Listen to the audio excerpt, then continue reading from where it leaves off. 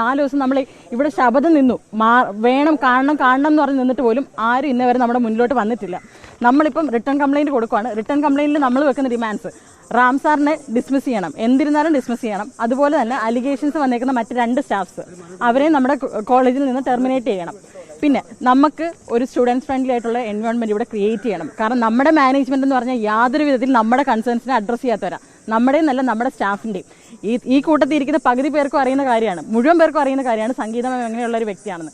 ആ മാമിനെ പോലും സപ്പോർട്ട് ചെയ്യാൻ ഇതുവരെ ഒരു മാനേജ്മെൻറ്റിൽ നിന്ന് ഒരു വ്യക്തി മുന്നോട്ടേക്ക് വന്നിട്ടില്ല. അതാണ് നമ്മുടെ സ്റ്റാഫിൻ്റെ അവസ്ഥ. അപ്പോൾ സ്റ്റുഡൻസിൻ്റെ അവസ്ഥ പറയേണ്ട ആവശ്യമില്ല. ഈ കൂട്ടത്തിൽ ആരെങ്കിലും ഒരാൾക്കറിയോ ആരാ മാനേജ്മെൻറ്റ് എന്നുള്ളത്? നമ്മുടെ മാനേജ്മെൻറ്റ് ആരാന്നറിയോ? ഇല്ല. ഇത്രയും വർഷം, ഇപ്പം ഞാനിവിടെ 5 വർഷമായി പഠിച്ചു, എനിക്കറിയത്തില്ല ആരാ മാനേജ്മെൻ്റ് എന്ന്. അപ്പം ഇനിയും നമ്മുടെ നിതിൻ പോയി ഇനി ഒരു നിതിനെ ഇവിടെ നമ്മൾ ഉണ്ടാക്കി കൊടുക്കരുത് അവർക്ക് വേണ്ടിയിട്ട്. അതിനുവേണ്ടി നമുക്ക് ട്രാൻസ്പെറൻസി, സ്റ്റുഡൻസ് ഫ്രണ്ട്ലി ആയിട്ടുള്ള ഒരു എൻവയോൺമെൻറ്റ് എന്തായാലും വേണം.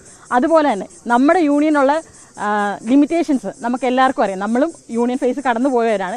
യൂണിയൻ്റെ ലിമിറ്റേഷൻസ് ഒരു പ്രിൻസിപ്പൽ എന്നുള്ള ഹയർ അതോറിറ്റിയിൽ മേളിൽ എവിടെ അപ്രോച്ച് ചെയ്യേണ്ടതെന്ന് പോലും അറിയാത്ത അവസ്ഥയിലാണ് നമ്മളിരിക്കുന്നത്. അപ്പോൾ ഒരു ശക്തമായിട്ടുള്ളൊരു സ്റ്റുഡൻറ് ബോഡി, അത് പാർട്ടിയുടെ സപ്പോർട്ടോടുകൂടിയാണെങ്കിലും അല്ലെങ്കിലും ശക്തമായിട്ടുള്ളൊരു സ്റ്റുഡൻറ് ബോഡി നമുക്കിവിടെ ഉണ്ടാക്കിയെടുക്കണം. അതിന് വേണ്ട സപ്പോർട്ട് നമുക്ക് കോളേജിൻ്റെ ഹയർ അതോറിറ്റീസ് തന്നേ പറ്റുള്ളൂ. നിതിൻ്റെ കേസിൻ്റെ ട്രാൻസ്പെറൻസി അത് നമുക്ക് നിർബന്ധമാണ്, അത് അറിയണം എന്നുള്ളത്. ഇത്രയും ഡിമാൻഡ്സാണ് നമ്മളിപ്പോൾ മുന്നോട്ട് വെച്ചേക്കുന്നത്. ഇക്കാര്യത്തിൽ ഇവിടെ ഉറച്ചൊരു തീരുമാനം നമ്മുടെ മാനേജ്മെൻറ്റ് അറിയിക്കുന്നത് വരെ നമ്മൾ ഈ പ്രൊട്ടസ്റ്റ് തുടരുന്നതായിരിക്കും. ഇപ്പം താൽക്കാലികമായിട്ട് നമ്മൾ കുറച്ച് ശാന്തമായ പ്രൊട്ടസ്റ്റാണ് ആഗ്രഹിക്കുന്നത്. കാരണം യൂണിവേഴ്സിറ്റി എക്സാംസ് നമ്മുടെ ഡിപ്പാർട്ട്മെൻറ്റിൽ നടന്നുകൊണ്ടിരിക്കുകയാണ്, മേളിലത്തെ എക്സാം ഹാളിൽ നടന്നുകൊണ്ടിരിക്കുകയാണ്. അതുകൊണ്ട് എല്ലാവരും സഹകരിക്കണം. കുറച്ച് ശബ്ദം കുറച്ച് അവർക്കൊരു ബുദ്ധിമുട്ടുണ്ടാകാത്ത രീതിയിൽ നമ്മൾ ഈ പ്രൊട്ടസ്റ്റ് മുന്നോട്ട് തന്നെ കൊണ്ടുപോകും. ഇതിനൊരു തീരുമാനം ആയതിനു ശേഷം നമ്മൾ ഇനി ഈ വൈറ്റ് ഇടുന്നുള്ളൂ. നമ്മൾ ഈ ക്ലിനിക്കിൽ ഒരു പേഷ്യൻറ്റിനെ നോക്കണമെന്നുണ്ടെങ്കിൽ നമ്മുടെ ഇതിൻ്റെ അത്യാവശ്യം തീരുമാനമാണ്. നമ്മളെ 11 മണിക്ക് നമ്മൾ പറഞ്ഞ ഡിമാൻഡ്സിന് പവറുള്ള ആൾക്കാരെ മാത്രമേ നമ്മുടെ മുന്നിൽ കൊണ്ടുവരാമെന്നുള്ളതാണ് പറഞ്ഞിരിക്കുന്നത്. അങ്ങനെ ഒരാൾ തന്നെ വരുമെന്ന് നമ്മൾ വിശ്വസിക്കുന്നു. പ്രിൻസിപ്പൽ വയ മാനേജ്മെൻ്റാണ് നമ്മളിപ്പോൾ ഈ കത്ത് എഴുതിയിരിക്കുന്നത്. ഇനിയിപ്പം മാനേജ്മെൻറ്റ് വരുമോ ഇല്ലയോ എന്നുള്ള കാര്യത്തിൽ നമുക്കിപ്പോഴും ഉറപ്പില്ല. കാരണം വരാമെന്ന് പറഞ്ഞിട്ട് ഇത്രയും ദിവസമായിട്ട് നമ്മൾ അവരിവിടെ കണ്ടിട്ടില്ല. പക്ഷെ നമുക്കിത് നടത്തി കിട്ടിയേ പറ്റുള്ളൂ. യൂണിവേഴ്സിറ്റിയിൽ നിന്നാണെങ്കിലും ആരാണെങ്കിലും നമ്മുടെ ഈ ഡിമാൻഡ്സ് സാറ്റിസ്ഫൈ ചെയ്ത് തന്നെ പറ്റുള്ളൂ. പ്രധാനമായും റാം സാറിനെ ടെർമിനേറ്റ് ചെയ്യണം എന്നുള്ളതാണ്, ഡിസ്മിസ് ചെയ്യണം എന്നുള്ളതാണ് നമ്മുടെ കൺസേൺ. കൂട്ടത്തിൽ 2 സ്റ്റാഫിനെതിരെ അലിഗേഷൻസ് വന്നിട്ടുണ്ട്. അവരുടെ കാര്യം കൺസിഡർ ചെയ്യുന്ന കാര്യം നമ്മൾ ലെറ്ററിൽ എഴുതിയിട്ടുണ്ട്.